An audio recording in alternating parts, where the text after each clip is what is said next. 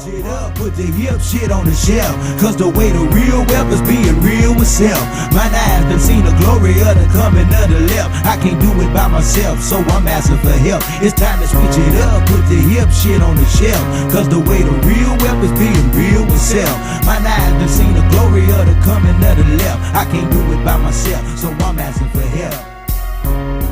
Money, money, money. That's all he talks There's about. nothing wrong with being wealthy. Like Kanye West says, having money is not everything, but not having it is. No, Deuteronomy 8:18 says God gives us the ability to create wealth. Money is the root to all. No, it's the love of money that's the root of all evil. All like money. Oh, kid. Yes, I do think about other things than money. I'm just trying to leave a legacy for my family. Money's not everything, but when you got it, you can do some cool stuff. And now, your host for Talking Money in the Morning, financial health mentor to the working class, Mr. H Cortez. Good morning, y'all, and welcome to Talking Money in the Morning Live with your main man, H Cortez, the one and only financial health mentor to the Black community, where I do my best to bring practical, proven wealth building strategies to working men and women all over this great nation of ours. Coming to you live and direct from the Mikey Knows Biz, or Mikey Learns About Business studios here in St. Louis, Missouri. If you haven't copped my man's book, you got to go check that out. Today, I'm super excited, man. We got two phenomenal guests that are going to grace the show of Talking Money in the Morning Live, man. These women are absolutely awesome. So I want you to buckle your seatbelts and I want you to get prepared. So we're going to skip our normal intro. You guys know that this show is about building wealth. If that ain't you, exit this stream. You guys know that I'm a future billionaire and you guys are racing to $1 billion with me. And if we fall short, we might land on 100 million. But if you're watching this on YouTube, go ahead and subscribe to the channel. If you haven't already, if you're watching us on Facebook, go ahead and share the stream and let's get this conversation started, man. I am super excited to bring to you my first guest. This young lady I've been following for a little minute, and I've been checking out her swag, her heart, her compassion, and she is the author of Through My Eyes, man. So I want you guys to give me a warm Talking Money in the Morning Live welcome for my girl, Miss Brandy Gates. So give me a second as she pops on. Let me make sure that she is unmuted. Wait a minute. There we go. Brandy Gates, how goes it this morning? Good morning. Cool. So you are the author of this little gem right here, man. I've been going through it, man. It is got some powerful nuggets in it for everybody. So really quickly, tell everybody who you are and a little bit about yourself. Okay, good morning. My name is Brandy Gates, and I am a transplant to St. Louis, Missouri. I'm originally from Oakland, California, where I was born and raised, and I went to Louisiana to go to college. I went to Louisiana Tech University for my undergraduate degree, and I got a bachelor's in business administration. And then I earned my master's degree from Missouri Baptist University here in St. Louis in business administration also. Currently, I am a police officer. I served for St. Louis City Police Department a little over 6 years, and then I left and went to the VA hospital for Veteran Affairs. So now I'm a federal police officer, and I'm in the Navy Reserve. I've been in the military for 7 years, and I just did my re-enlistment for 4 more. So I'm the only girl out of 6 brothers, and I'm kind of like in the middle of all of them. Okay. I'm 38 years old, and I don't have any kids, so I've traveled a lot, and I've seen a lot of different things over my short life.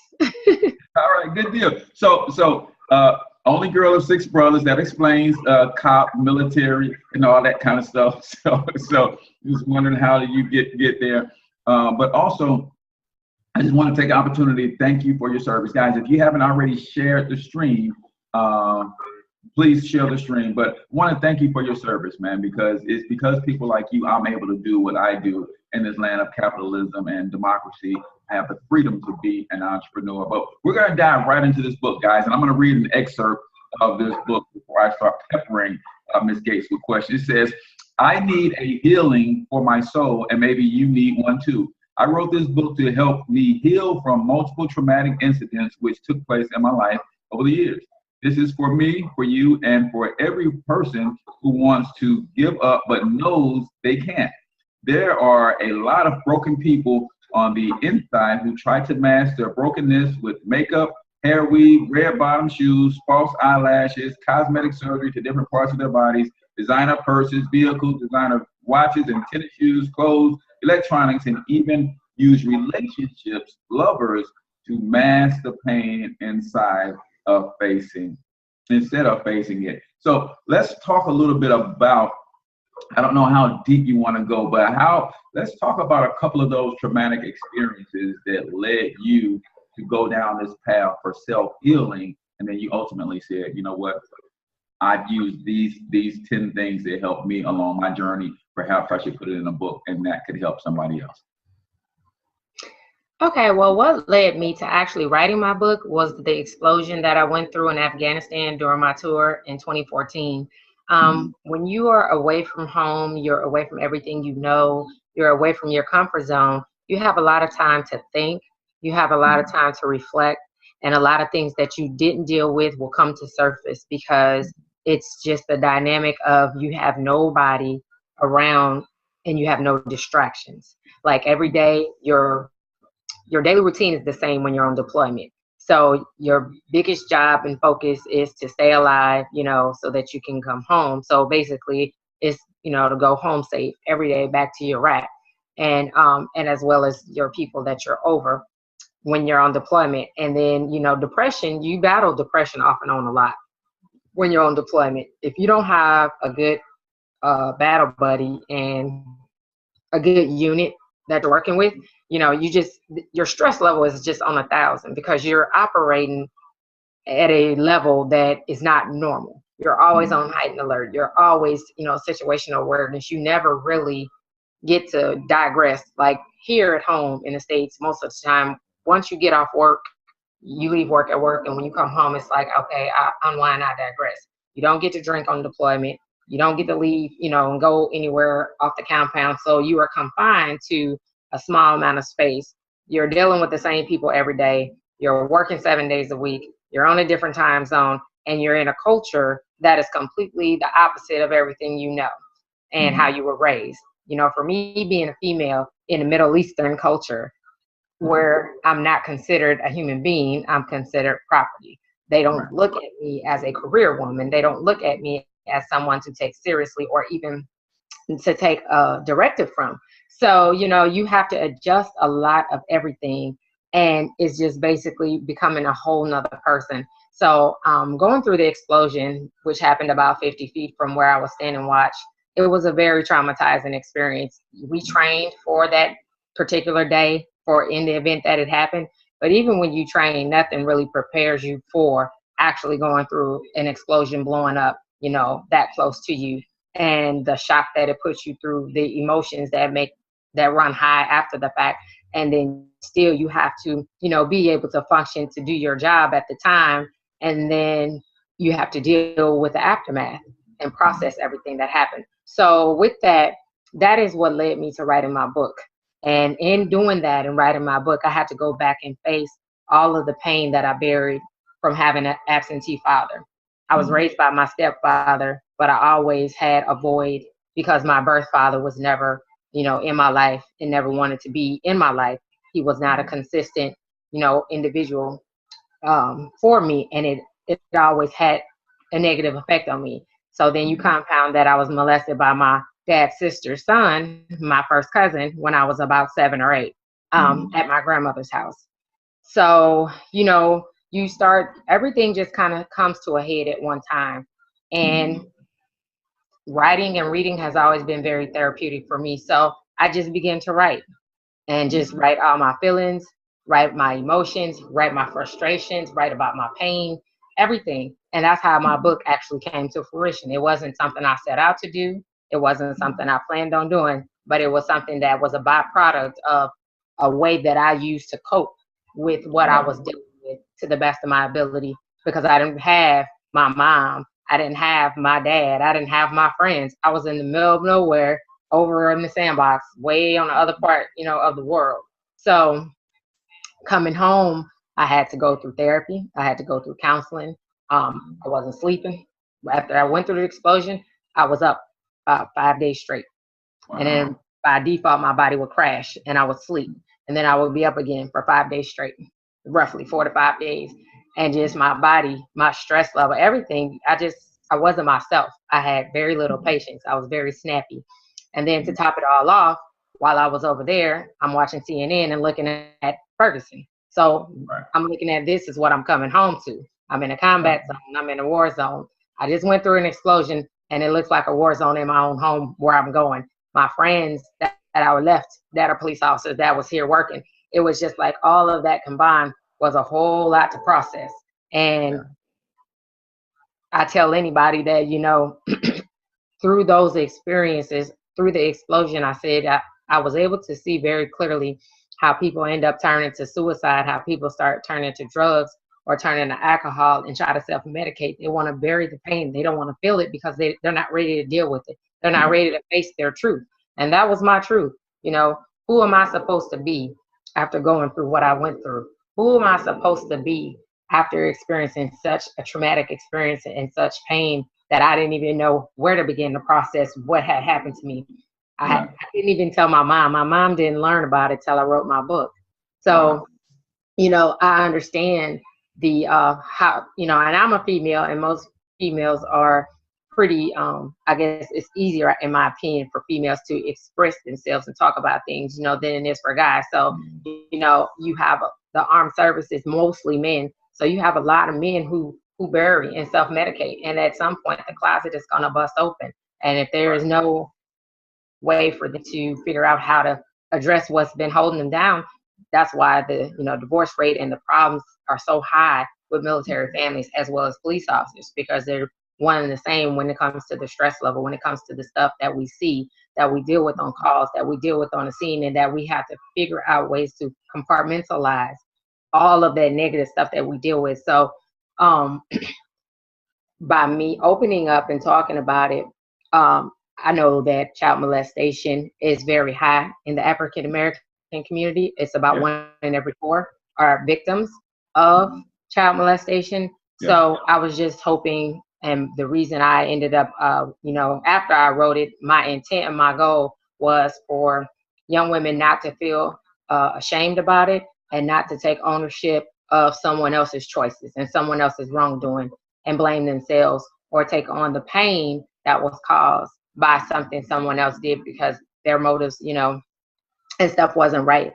And based on the reviews that I've gotten back thus far about my book has set out what I intended it for do, to let people know, hey, you don't have to keep carrying the burden. You don't have to keep holding on to the pain. You can start over and you can overcome it. It's a one day at a time situation. And each day that you wake up, you have to look at each day you have as a fresh start and a clean slate to do wonderful things, to do whatever it is you set your mind to do. Because at the end of the day, you did wake up, and what happened yesterday is in yesterday. You can't change that, but you can change your future in the direction that you want to go. And I'm a living witness to that. You know, nobody will look at me and ever think that that was my story.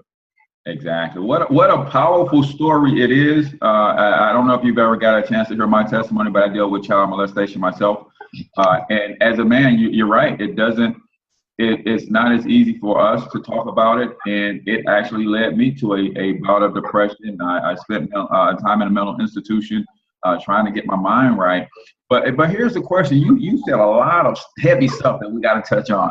Number one, you went through that kind of trauma in service, and yet you came home and decided you're going to be a cop, right? I'm wondering, what is that? Just something that's in you to serve in that capacity, in that kind of environment? It seems almost to me that you would have said, okay, that was enough. I don't want to put myself in the position where I would be dealing with traumatic situations like that, or the potential to be in traumatic situations like that all the time. So what was the thought process when you decided to go through the academy and go ahead and become a police officer? Well, I became a police officer before I went to boot camp. So I got commissioned. I graduated May 20th of 2010 as a police officer. So I was already a police officer before I went on my tour to Afghanistan. And yet I don't know where I get it from as far as, that drive or bug to be a public servant and to want to help people, but it's always been in me, and that's what I've always wanted to do. So the thing that I knew for me, I just had to go to therapy and counseling in order to be able to have the patience to face and deal with what was taking place at home, because back home is where I was returning to, and this is where I live. And they had a really great program in the Navy. I stayed 3 months in Norfolk, Virginia, and went to see every specialist they had, and I went through like a 1-week therapy class to address and talk about different things. And the cool thing that I learned from my counseling was that you don't have to serve in a combat zone to suffer from PTSD. You don't even have to be in the military to suffer from PTSD. All you have to do is go through a very traumatic experience. A traumatic experience can be, losing the life of your child or a loved one unexpectedly, or a parent unexpectedly. That grief that hits you, which comes, associated very closely with depression. Your inability to process that in a way where you are, I guess, more or less in control of, your mind and your ability to function at your potential capacity. That's it causes this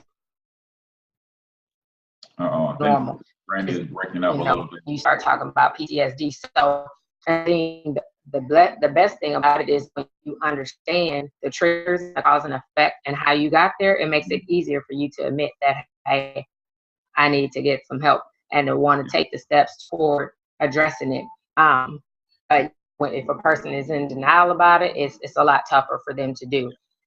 Yeah. So let's talk a little bit about, you said that the absent father, even though it sounds like you had a good man and your stepfather who stepped in and raised you, but you still were dealing with the effects of your biological father not wanting anything to do with you. And I'm experiencing that right now with my son. I raised my oldest son, who's we don't call him stepson, of course, but he's my stepson from age 4 until now.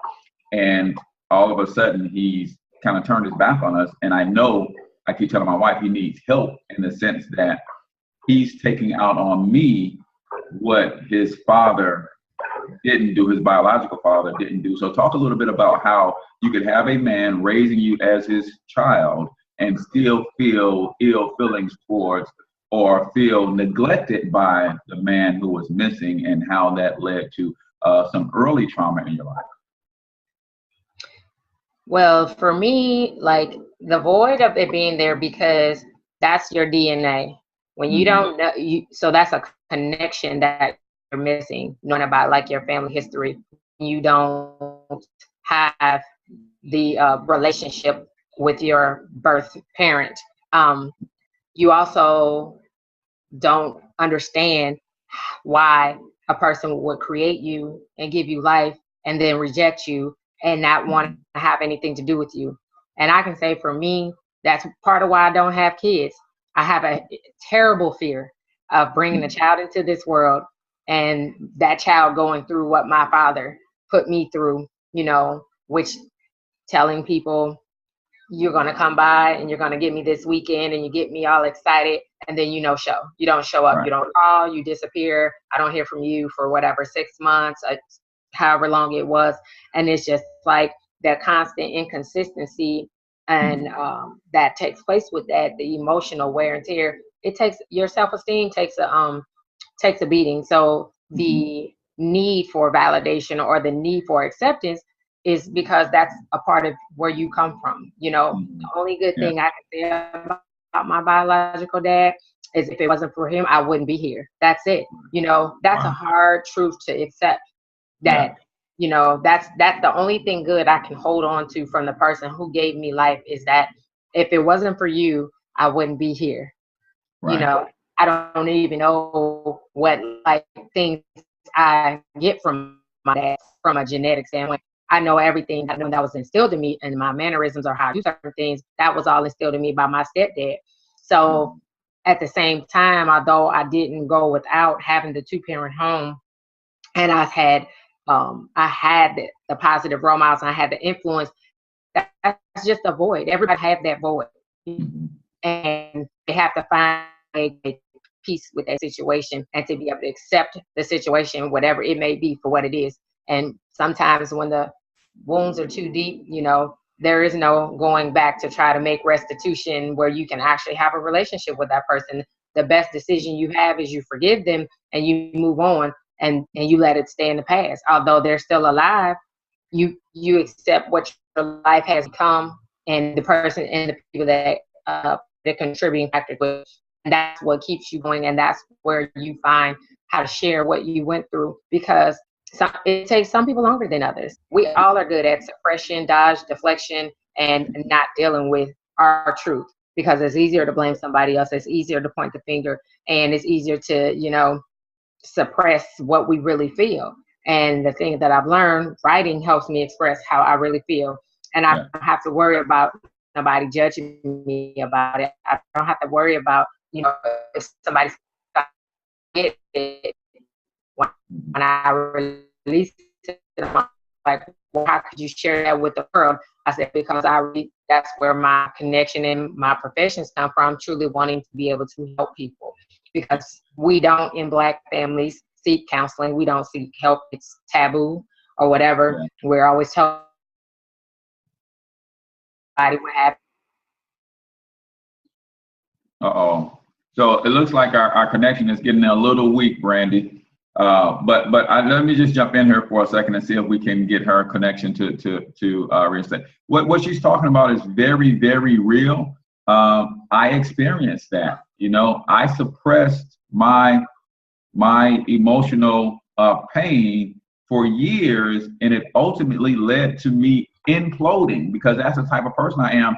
And thank God I'm that type of person, because some people are the type of people who explode. So you can suppress something long enough to where it can cause you to implode, or it could cause you to explode. And exploding means you could have went and hurt a whole lot of other people at the same time. So let's see if Brandy, looks like you kind of froze up just a little bit. Let's see, it looks like she's trying to move around to get a better connection. But yeah, I actually imploded, man, and really wanted to do harm to myself. I just wanted to crawl into a ball and die myself, versus exploding and going to shoot up a school or something like that. But those are the kinds of thoughts that can go through someone's head from years of suppressing pain instead of releasing it. So thank goodness you found an outlet, and talk a little bit about why. You mentioned it being taboo, but why we as Black people won't seek help. We don't see mental illness as real illnesses for whatever reason. So let's see. Can we give me a mic check? See if you're back on. Hey. Okay. Yes. Okay.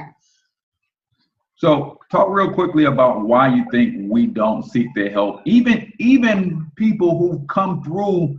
I know when you think about post-traumatic stress syndrome, everybody's trauma is different at different levels, right? So we can't judge whether or not that's traumatic to somebody else. It might not be traumatic to me, but it might very well be traumatic to you. But even those who are coming from military situations, even police officers who see this death and destruction all the time, why is it that we won't go seek help or even look at mental illness as a real illness? I think it just comes two things. I think number one, we all have an issue or a hard time talking to a complete stranger that we don't know. We prefer to talk to someone that we say we trust and that we know. So talking to a complete stranger for some, especially law enforcement, is hard because we're already very skeptical. We pretty much approach all people from a skeptical standpoint or untrusting standpoint. And number two, that being vulnerable. It's very hard for people to be vulnerable.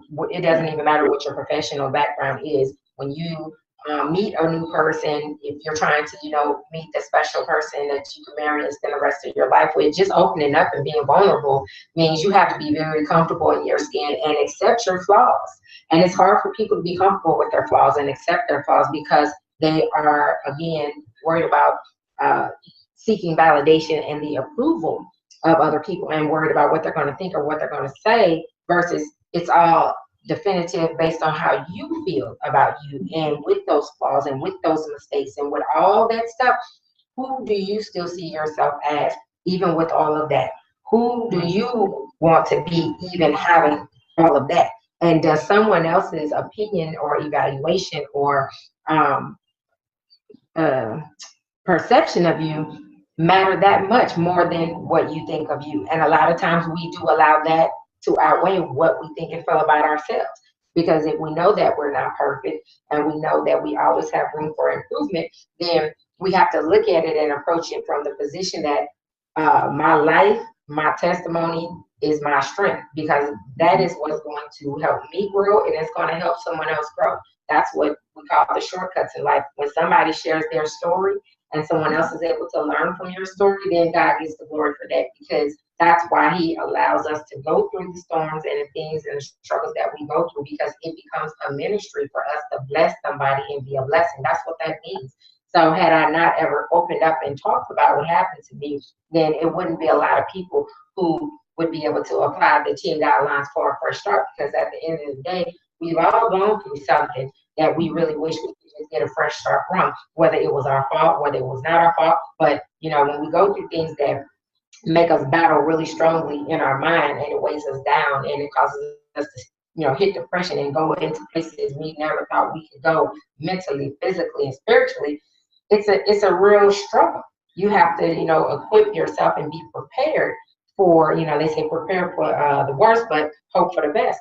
Because when it hits you like a ton of bricks, and it goes very fast. You know, there is no handbook or manual as to how your suffering will come, how long your storm will be, or the path that is designed for you to take to learn, you know, so God can continue to make you grow into the person that he wants you to be. Exactly. And I've often said, you touched on the perception of others. And for years, I spent the first 26, 27 years of my life trying to convince the world that I really was who I was pretending to be. And it wasn't until I went through that experience where I realized that, you know what, I am who I am, and I have to fall completely in love with that person and live my life from there. And it wasn't until that point where everything for me began to change. Talk about the role that faith plays in your healing. You mentioned God a few times, and then I know that in the book where you give your 10 guiding principles to getting a fresh start, they're all scriptural based. So talk about how spirituality and your faith help you to heal. Okay. Okay. Thank you with this. I can still hear you a little bit. Let's see. Okay, I didn't start talking. Because it kind of froze, so I didn't know if you could hear me. Yeah, go ahead. So I was asking if you could, let's see. All right, she popped off for a second. My faith allows me to know and brings me comfort. Mm-hmm. Okay, yeah. So my faith brings me comfort in situations that I don't have control over the outcome, or, you know, I have control over me. I have control over how I react to a situation, the choices that I make that I'm supposed to try to make to be the best choices for me. But I don't have control over the outcome. I don't have control over how another person is going to treat me, or their motives of trying to attack me and slander me and do all these different things. So with understanding, knowing that God only created one of me. He created me for a specific purpose. He gave me specific gifts. He gave me the opportunity to maximize and utilize the gifts that he gave me. So what I've learned through my faith is, when you are going through a storm or you're being tested and you're going through a trial, you have to keep your focus on your faith, which is tied to what your gifts are and what your God-given purpose is, why you're here. And when you're able to keep your focus on your purpose based on your vision, your faith, and what God gave you, it allows you to grow and to soar in a way that you can't explain.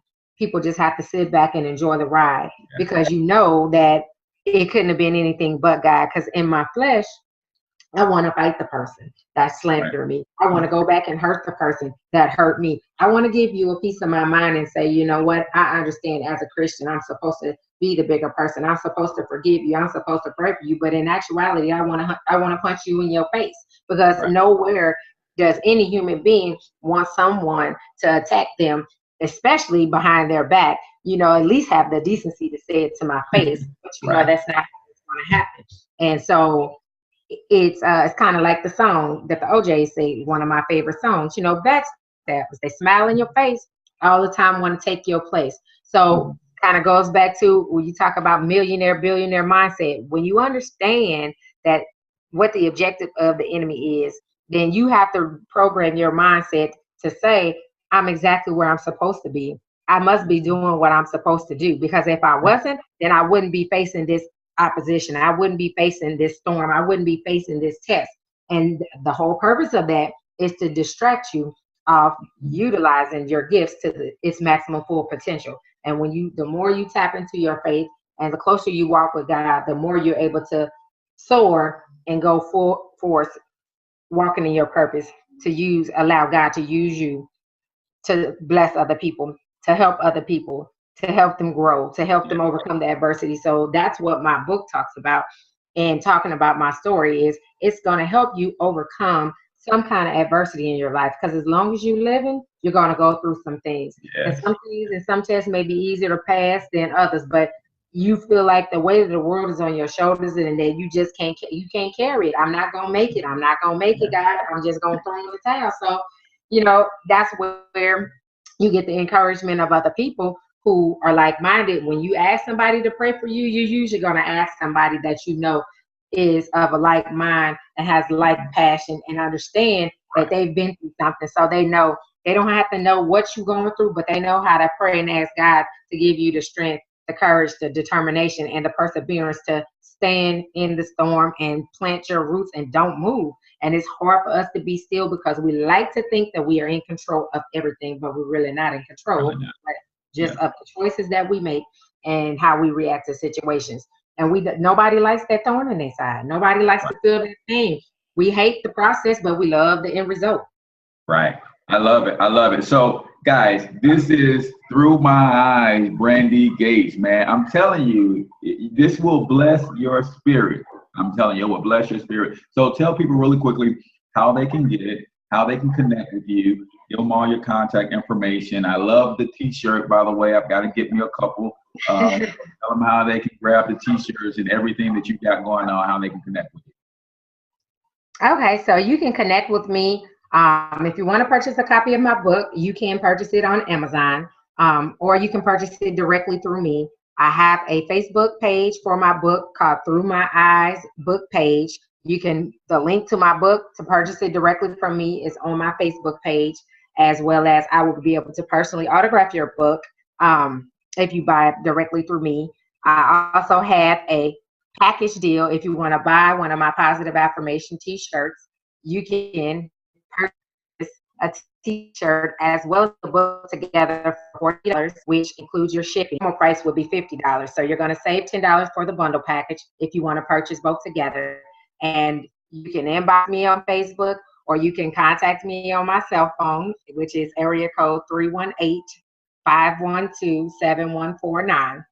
Again, that's 318-512-7149. My Facebook page is Through My Eyes book page. Has my lovely picture on the front with the book cover. Awesome. It looks like she froze up one more time, guys, but Through My Eyes book page is where you can go and connect with Brandy. It starts there, and then you can get connected with her everywhere else from there. But bundle package, t-shirt, and book together, give her a call, 318-512-7149. And again, 318-512-7149, so that you can get everything that you need. The book, Positive Affirmation t-shirts. Brandy, it was an honor, privilege, and a pleasure to have you on the show this morning. Thank you for having me on the show, Cortez. Thank you for joining us, man. That story is amazing. Guys, you got to see this. You got to get this. man. Because then after she gives you a story, she gives you some killer poetry too. When she says she writes, right? She gives you killer poetry, but also she gives you 10 guidelines for a fresh start. So you definitely want to grab your copy of My Eyes. And I say get it directly from her. Amazon is cool, but go directly to the source and get your book and get your copy autographed, right? Yeah, I got my copy autographed. Get your copy autographed. So with that, Brandy, I appreciate you for for joining us, and I will plant you a little bit later. Any last word? My last words is this. That your pain will help you, direct you to find your purpose. So embrace your pain. Don't run from it. Embrace your truth. It makes you the person who you are today. And know that nothing happens by accident, but by divine design. And once you find your purpose, take your purpose and your skill set and turn it into a profitable, business for yourself, for your family, to start building generational wealth and leave a legacy for your children, your children's children, and your great-great-grandchildren. Awesome. So that is the lovely Brandy Gates. Guys, go out and cop the book, and then put in the comments that you are going to grab a copy. Can I get those in the comments who are committed to grab the book, a t-shirt, and or both? Thanks a lot, Brandy.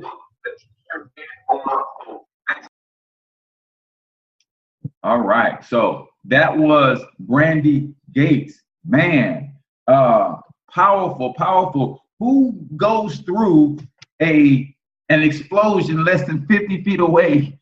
I know for a fact I would be thinking constantly that I almost just died, right?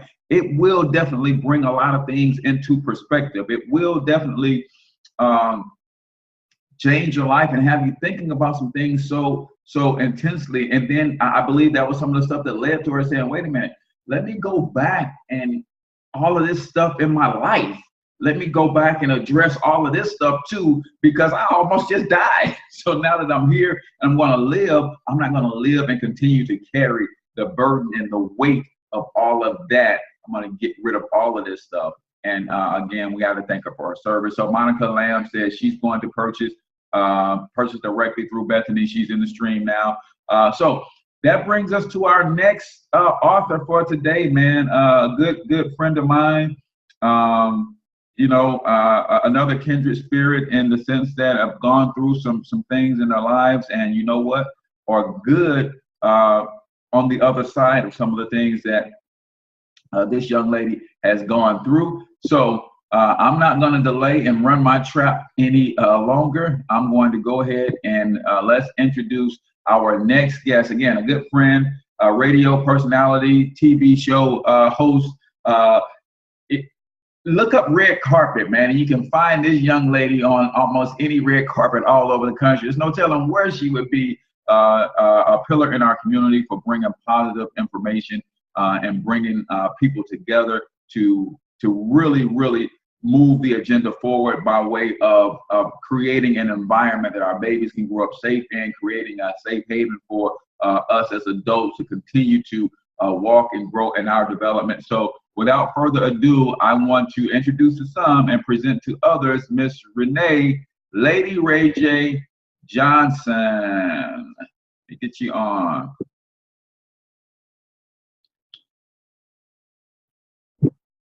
All right, young lady. Welcome to the show this morning. Thanks for getting up early and coming to hang out with us. Give me a mic check really quick. Can you hear me? Can you hear me? I can hear you loud and clear. Let me turn the volume up so YouTube can get you on as well. Lady Ray J, you also have a very interesting story that we're going to get into, things that you had to overcome to be who you are in life today. But tell us a little bit about who you are first and foremost, your background, and how did you end up getting your story in his presence, right? Right. Okay. So good morning, faces, and how are you? I'm so glad that you guys joined, especially the ones that I have invited. Thank you so much. I am, kind of situation. I have 3 older brothers. They're half brothers of mine. My mom adopted my dad's sons after they met, and their mother abandoned them. And so she took on 3 boys, brand new wife, and adopted 3 boys. Then my mom and dad had me and my brother. So I'm the only girl, and I have 4 other siblings. I was in the United States Air Force for a brief time, and I was on full active duty, got hurt, came home on an honorable discharge, and decided to go into nursing. So as I was in nursing and working with patients as a registered nursing student, I was doing a lot of counseling, talking with them, patient advocacy, which was not my job, okay? I was supposed to be taking care of them in other ways, you know, vitals, bedpan, passing meds, but I'm counseling. So my nursing instructor told me she thought that I needed to go into counseling, even though I was a great nursing student. So I have a bachelor's in psychology from St. Louis University, and career development was one of my specialties, along with having science, which I love science. So I went on into counseling and have my master's of education degree from University of Missouri St. Louis in behavioral studies, which is now known as community counseling. Right. I've worked with gang-ridden areas. I've had to go into the various school districts. I had a lot of the public schools in the inner city. I worked with parents in neighborhoods. At that time, they called the students at risk. I called them college bound. So I would not tell the students that you're an at-risk student. I told them that you are a college bound student. And through my program, you will learn how to do what you need to do to get to college. After that, I went into social services, and I think that that was the most impactful for this reason. I started working years later with individuals who were domestically abused. So I was in the women's shelters working with those women that had been abused, teaching them job skills, helping them to gain their independence and to be self-sufficient. Little did I know that I was being prepared to be my own advocate as I became a victim of domestic violence. Wow. All right. So before we go there, let me read something from that this book. So for those of you who don't know, I just again thank you for your service as well, Ray J. I don't know if you guys get it, man. You can say what you want about this country, but we have some wonderful service men and women who do what they do, which allows us the freedom to do what we do. So you always have to keep that in mind. But I want to read a portion of your story, and then I want you to clue our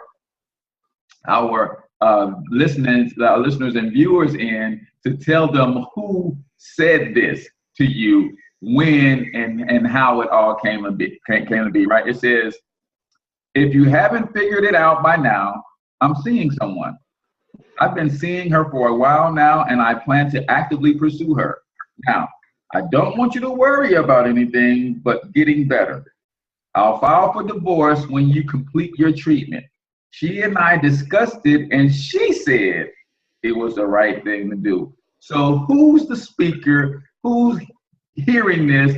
Give us the context of that conversation right there. Okay, so I had chemotherapy. I'm a survivor of stage 3 breast cancer. I had already been stricken with type 2 diabetes about a year or so prior to this. I'm literally at home from treatment, racked with pain, rocking back and forth in an oversized leather chair, if I'm painting that picture for you. My, as I call him, husband, comes in and tells me that if I hadn't figured it out, he was seeing another woman. He had been talking with her for months that I did not know. He had been at her Christmas party of her office, and he wanted to let me know that he had done that, and he said he felt so relieved that he had finally told me, and that they discussed what should happen from that point forward with them moving on with their life and getting rid of me. And it was just best. It was the Christian thing to do, is what she actually said to him, to stay with me until I got on my feet and was able to perhaps receive disability or go back to work, whichever came first. And then they would be able to move on with their lives and I could move on with mine. So ex-husband, this is how he lets you know it's over in the midst of not just the storm. This is, you are in the midst of fighting for your life. Literally. This is the timing that he figured was best to add to the complications of everything that you were dealing with. So talk a little bit about, because you said in the book that led to not only you went from dealing with physical pain to now having to deal with emotional and psychological pain as you're coming to the terms with the fact that your 20+ year marriage is coming to an end. What state of mind were you in at that point, and how would you weigh the pain physically and then emotionally and psychologically as you were dealing with both at the same time? Well, it would be easy to talk about that one situation, but wait, there's more. My employer decided that they no longer wanted me and told me that I needed to find other employment. However, I was not fired, but this was a heads up that you need to start looking. So my supervisor said, let me look at your resume, and I'm going to redo it because the current resume you have has too much bling, were her words in it. Wow. And I didn't understand what is bling in a resume. Well, you have so many attributes that you may actually have more than the person that you're interviewing for the job for. So we need to dumb you down. So now my supervisor is trying to get rid of me. My ex-husband at the time, wanted to get rid of me. And as a result, he would not pay the mortgage. So I lost my health, my job, and my home. I became homeless for a time. I've got an older child in college and a younger child still at home with us in high school. I'm trying to give them normalcy while I'm dealing with all of this insanity. Wow. And quite honestly, I said to my pastor at the time, Jeff Forrest, I don't understand when my name changed from Renee to Job Etta, because I'm losing everything. And the one thing that he said to me that helped to keep me steady is, you do know what happened to Job at the end of the story. Right. And so, that's powerful to keep in mind. So yeah, you literally lost everything.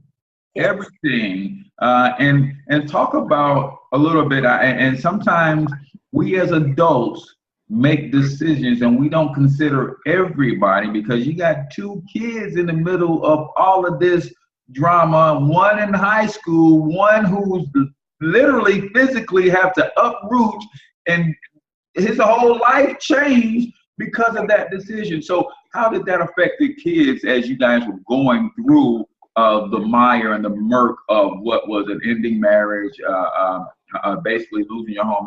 How did that affect the kids? And then how did you, as Mama Bear, protect them as best you could to try to keep that normalcy? Yeah, so it affected my oldest son. He separated because he was in Michigan in college.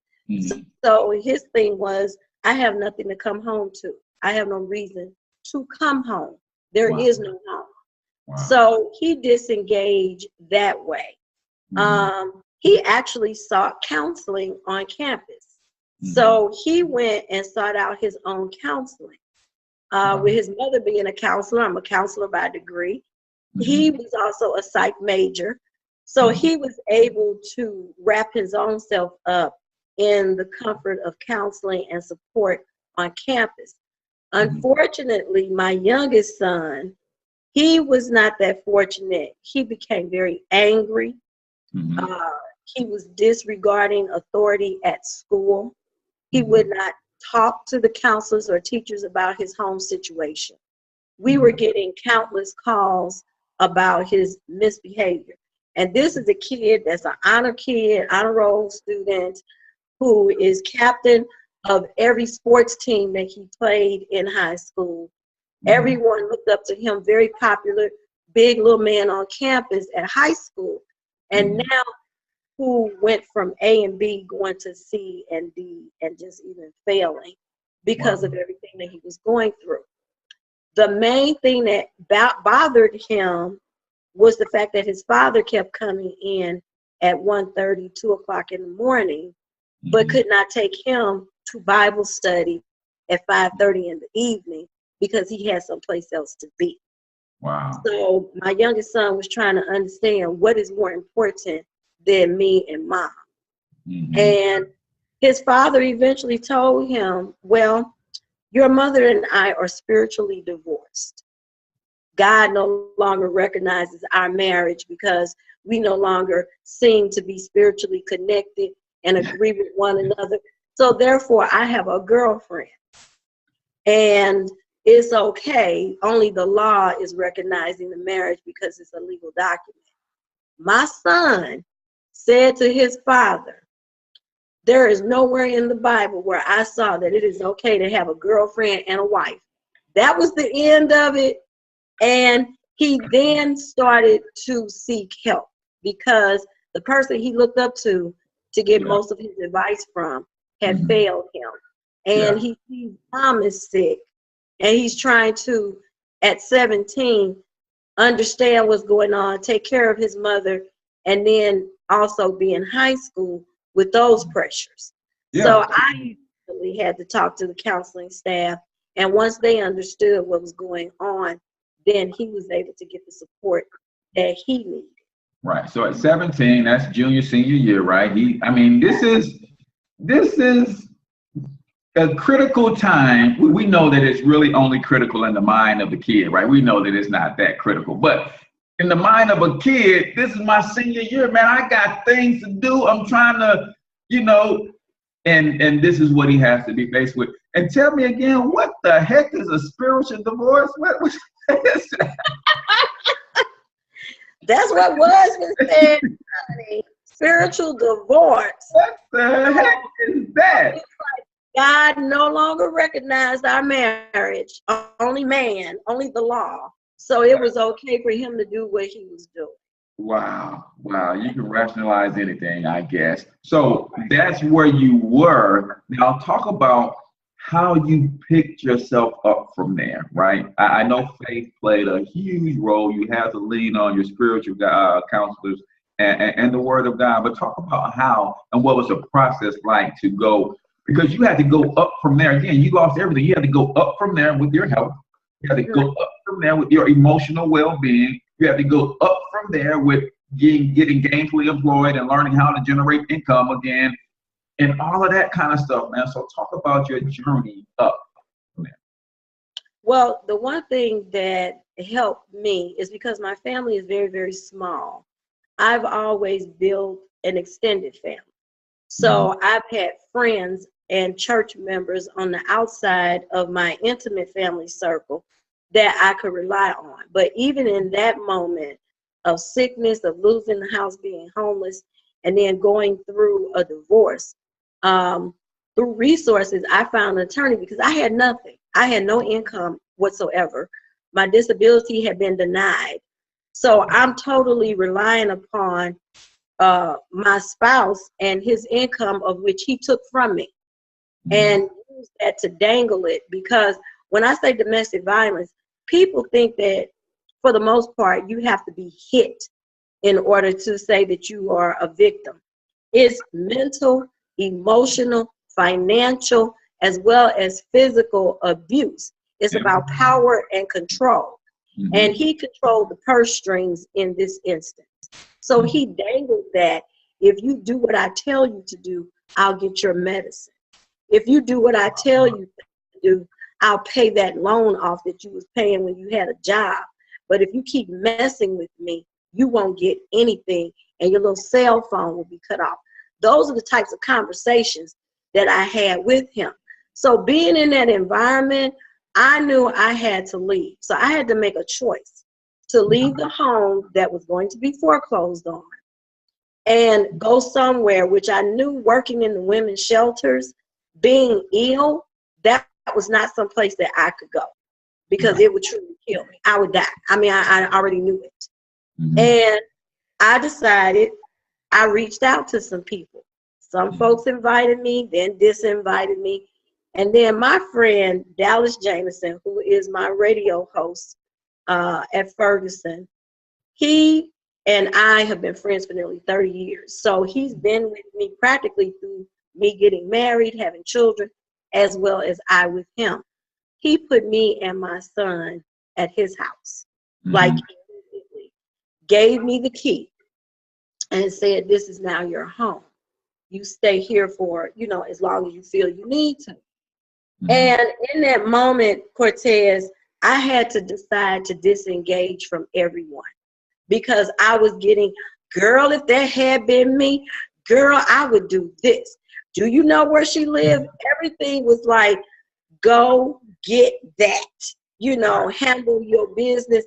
I'm taking my earrings off. Here we come. Where she at? You know. Right. And that was something that I didn't need because I didn't blame her. Yeah. She acted on what she was told. I blame him because he knew what his role was and he knew the situation. Right. Now, I left the house. I went to Dallas's house. Dallas had a very nice, warm bedroom for me. And I told him, no, I wanted to go in the basement. And let me explain that. I had to disengage. I had to pull away from everything and get into the closest thing to the grave while you are alive is a cold, dark basement. Right. Surrounded by concrete. And I had to go and get literally in the word. So I remember what my pastor said about Job. So I decided to go to the book of Job and I studied it. And I mean, I studied it. I didn't talk to people. I didn't want to be around anyone. I pulled away from my church. Some of my church members tried to help me financially, which I appreciated that because I needed it. Some of them didn't know what to believe, you know, because we were a family at this church. All of us went to church. We were active in ministry there. So it was difficult for people to even know how to choose sides. But I went into a still, quiet place. And I just told the Lord, I understood that this was my assignment. Right. I didn't know what he was trying to teach me. I did say that. But I never asked the Lord, why me? I just knew that he would be glorified in the end. I held on to that. And that enabled me to navigate through what I went through. But then I'm so vain. I did not want to look like what I was going through. So I kept it cute, honey. I always had to be cute. So even when I went to treatment, people were always talking about how I was smiling. It's that mask that Brandy talked about, how we are very good at putting up a front and putting on a mask. Because I know that people will prey on the weak, and not P-R-A-Y, P-R-E-Y. So I had to make sure that I did not look weak. Right. And in the spirit, I was tired. I was hurt. And I let the Lord know that I was tired and that I was hurt. But I did not want to be bitter. Right. In that moment, when I finally got to where I could forgive and release that, I told my ex-husband, I forgive you because I cannot let your ills become my ills. Right. There's something going on in your mind. There's something going on in your heart. Someone hurt you when you were a child, and that has bled over into everything that you're doing. And I let him know, I have not turned your children against you. In fact, I told them, choose you over me if they had to make a choice, because you need the support. I'm good. Right. And that's only the peace that surpasses all understanding, Cortez. That is the peace that God instilled in me. And when I was able to accept everything, that this had nothing to do with me, but everything to do with God using this opportunity to help someone, to help a bunch of women. He had already placed me in that work environment. Now I'm on the other side of the desk advocating for my own behalf.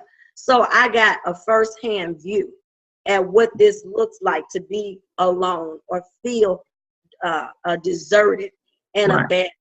And because I had the love that I felt for the Lord, I have a closer relationship. I came out better for it. Right. So let's talk about you coming out better for it, because if those of you who are not Christians and you don't really know about Job and Job's story, Job had everything taken from him. So much, and here's how quickly everything was taken from him. The scripture literally says that when one servant would come give him word that he was losing a family member, before that servant can finish talking, another servant was coming saying, hey, you lost your wife. Before he finished saying that, another servant said, hey, you lost your kid. Before he can finish talking, another servant said, hey, you just lost everything you own. So understand that losing everything, this woman has lost everything, but how is she on the other side? Stage 3 cancer, kick butt, healthy. Dr. Deloney just helped you go through another transformation very recently. Job, no income, that's cool. Phenomenal female entrepreneur, doing it all over the St. Louis city and all over the country, literally pulling resources and income out of the sky, right? When she before was depending on an employer to help her do all of that, and they still don't want to act right with that, right? So did the health get restored? Yes, and then some. Did the income get restored? Yes, and then some. Did the children get restored? Yes, and then some, because I know both AJ and Malik and what they're doing now, phenomenal, on a path to great things. Did the relationship get restored? Yes and yes. My main man, Easy Weathersby, I think he was checking, but I know that you are now in a place with a better relationship, and you recently just got engaged, right? Yay! Yes, I did. And you know, with everything that I went through, I never punish another person for someone else's sin. You know what I'm saying? Yeah. Because with everything that I've been through, and I had some jokers in between before my Easy came, but I'm just saying I never allowed that to embitter me. I left whatever happened with that man with that man. Right. And I even told him, I prayed for you. I've turned you over to God, and I wish you nothing but the best. And I meant that, because he's been miserable. I don't know how long of his life before me. Right. But I know that I had to let that go and release him so I could move forward, because he could no longer have the power over me by doing that. So everything was restored, but I worked. I'm not going to say it was easy. It's not. And did I want to get revenge? Oh, yes. Even before I left there, I wanted to get revenge. And a lot of people don't know, but I had a moment where he was just sound asleep, just sleep in another room, knocked out. And I was standing up there, and I had a weapon in my hand. I'm just going to say, y'all know I was former military, so we'll leave it at that. Right. And I heard a little voice tell me, he's not worth it. Wow. Wow. And that is what I decided to do, was walk away, because you're right. My kids would not be with me. I would not be where I am. There would be so much messiness, and he's not worth it. Yeah. So I turned around and walked away, and that was the day that I decided I had to leave that house. Right. So that's when I left. But the main thing is the support system. If you don't have one within your family, find one outside of your family. Yeah. It may be a few friends that you know that you can trust your secrets to, that's not in the rumor mill, even in the church. I had to refrain from talking to some individuals in the church because of the relationship they had with the both of us. Right. Exactly. And that one tell that to him about what I was doing, I stayed way under the radar. Right. So when I felt like, you know what, it's my time, I'm ready, my boys are good, my health is not as great as it could be, but better than almost at death's door, because that's what the doctor says, she's dying. Right. And we don't know why. Mm-hmm. So once I came back from that, I told this story to Minister Raleigh Thornton Jr. And he is the brain trust, the brainchild of the book Pretty in His Presence.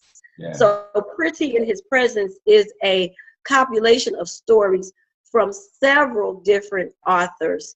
I'm one of them. Janice Wilson, she did a tribute. Her tribute page is awesome. We've got Penny Shute Martin, who I'm friends with, and we've been talking. Her story is in there. So Pretty in His Presence is about things that should have killed us. Honestly, we should have died, but we were not taken out of here because we were still pretty in His presence. His presence meaning God the Almighty. Yep. And that's what it meant for us.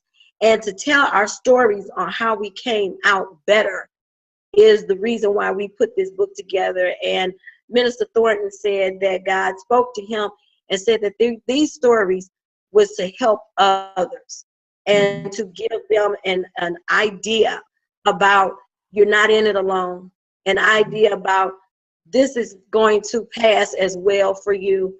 And maybe something in our story would minister to them and help them to seek out the resources that they needed so that they could move forward. Powerful, powerful. Look, I just want you to make sure that I mention this. You're going to connect with Marty Casey. Ask me why. Marty and I are friends, so why am I connecting with Marty? Your story needs to be turned into a stage play. Oh my gosh, are you so serious, Marty? So, really quickly, I know, guys, we are beyond 8 o'clock. Every show this week will probably go up to about 8:10. So tell everybody where and how they can reach you, how they can get their hands on Pretty in His Presence, and what you got going on, because I know you always got something going on. What's the going ons? I know. Okay, so you can get me on Facebook at Lady Ray J. Johnson. You can request a friendship. Also, I'm on Twitter at One Ray Johnson. I'm also on Instagram at Johnson Ray J. You can also email me at onerayjohnson@gmail.com, and that's the number 1. You can buy the book through Amazon, Create Space, and Barnes & Noble. Or better yet, you can get the book from me directly in the St. Louis area. Directly. Yes. I ain't hating on nobody's hustle, Amazon, Barnes & Noble, but if we can keep all of that and not put a piece in their pocket, we gonna do that. So everybody who's interested in getting the book, comment. Let me know if you're committed to getting this book, because this is, her story is amazing, but there's some other amazing stories in there. So reach out to Ray J, get the book from her. I have the link in my description to Amazon if you must go through Amazon. But otherwise, get in touch with Ray J and she'll ship your copy, autograph it for you, and all that good stuff. Exactly. One other thing that's coming up this month, I'm in a movie. The movie is called City's Biggest Heist. It will be showing at the Tivoli. We may have a couple of tickets. So whoever inbox me first with the words Pretty in His Presence, you will get 2 tickets to come to the movie and see us on the red carpet May 25th in the Del Mar Loop at the Tivoli Theater if you're here locally in St. Louis. Awesome, awesome. So Ray, you know, it's always a pleasure when we hook up. I love everything that you're doing. I love that you are empowering women all over this country, and especially since you are empowering them to do what I love to teach on, is be entrepreneurs, right? Turn your passions into profits. take your stories and turn them into something that will live forever and will pay you forever. Right?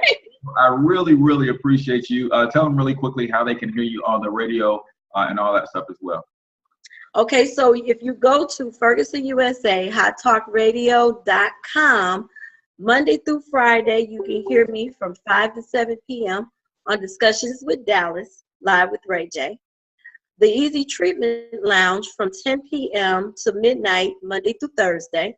I produce that show as well. And every Sunday, Brown Sugar Sunday Jazz Show, 4 to 6 p.m. I produce that show as well. So we have 3 shows that I produce. Around Town with Dallas and Ray J can be seen on YouTube under that name. And my new television show will be airing hopefully this month, called The Other Side. You need a membership to Hulu, Roku, and Ministry on Demand, Apple TV, and it is my TV talk show.